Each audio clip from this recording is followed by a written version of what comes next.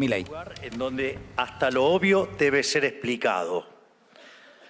Así es que, dada las aberraciones e inconsistencia que tiene su carta de hoy y todo el daño que le ha causado a la Argentina, bueno, voy a tener que estar explicando cosas obvias. Así es que, para Cris, saludos Cris, esto va para vos.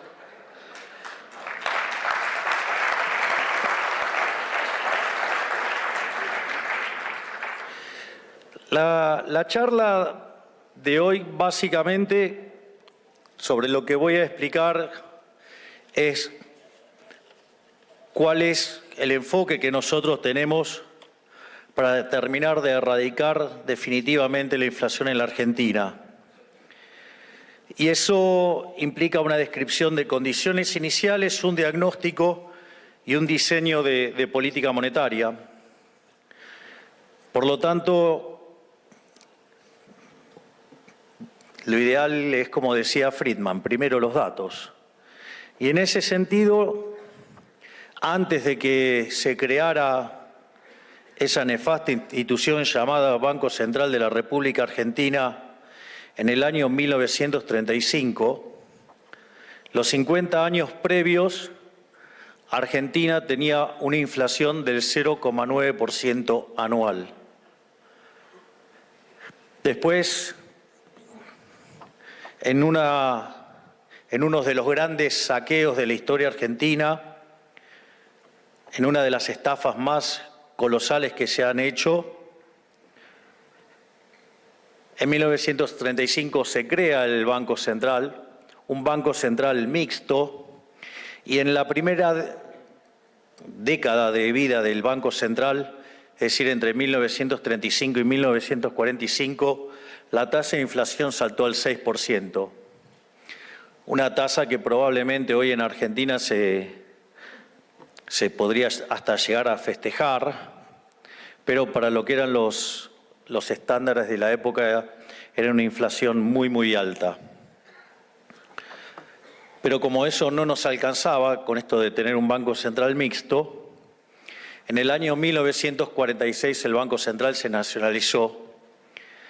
Y a partir de ahí, hasta 1991, la inflación promedio de la Argentina fue 240%.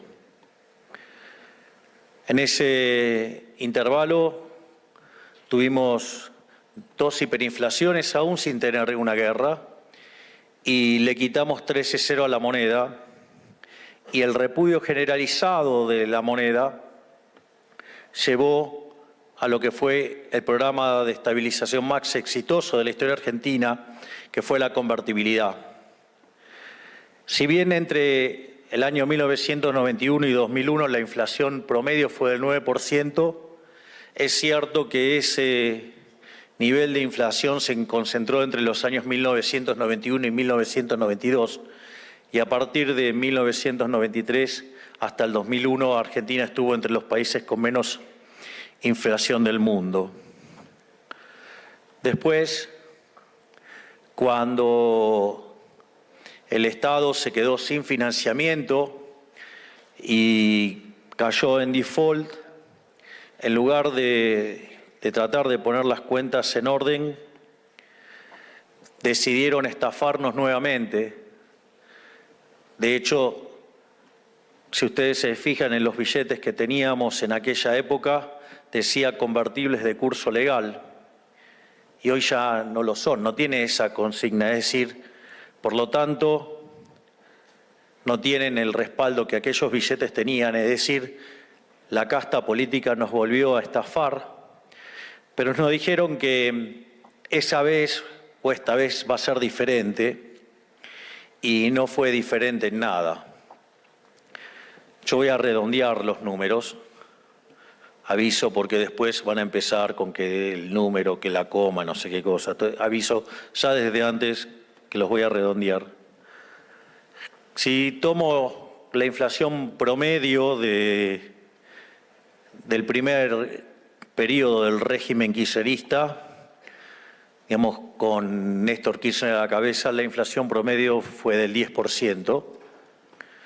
En el segundo periodo del régimen kirchnerista, es decir, en la primera presidencia de Cristina Fernández de Kirchner, la inflación la hizo saltar al 20% en promedio. En el tercer periodo del régimen kirchnerista, o sea, la segunda presidencia de Cristina Fernández de Kirchner, la inflación promedio trepó al 30%.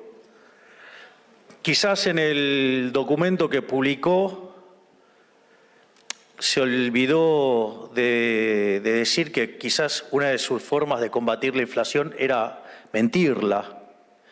Es decir, a nosotros no nos parece que la fórmula es romper el termómetro.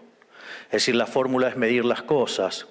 O cuando se espantan tantos por los pobres, de donde la pobreza, tanto llegar a la pobreza como salir a la pobreza no es algo que se Nación que decide responderle, comienza con una ironía, pero directamente, ¿no? Y en el mismo tono a Cristina Fernández de Kirchner, digo, en el mismo tono que en sus tweets, repasando datos de inflación y calificando el kirchnerismo o sus periodos de gobierno como el régimen kirchnerista una y otra vez, ¿no? Insistentemente.